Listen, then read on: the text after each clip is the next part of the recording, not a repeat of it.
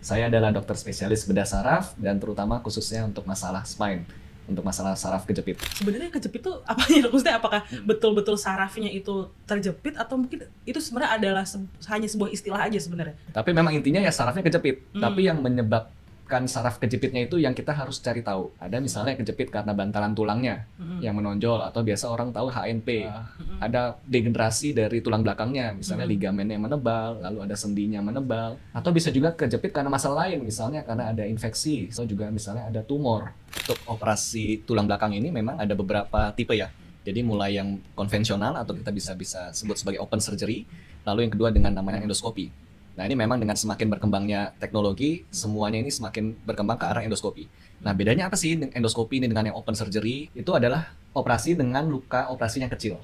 Bahkan bisa sampai lukanya hanya kurang dari 1 cm. Kalau misalnya operasi bisa jadi lumpuh, apakah bisa? Iya, tetap bisa. Itu namanya resiko operasi. Tapi seberapa besar resiko operasi tersebut? Biasanya berdasarkan literatur tuh resiko operasinya itu kurang dari 5%.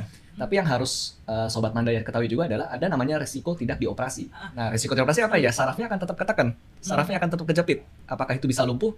Iya, bisa lumpuh juga. Bahkan lebih besar resikonya dibandingkan kita operasi. Jadi nggak cuman ada namanya resiko operasi, tapi ada juga namanya resiko jika tidak dioperasi.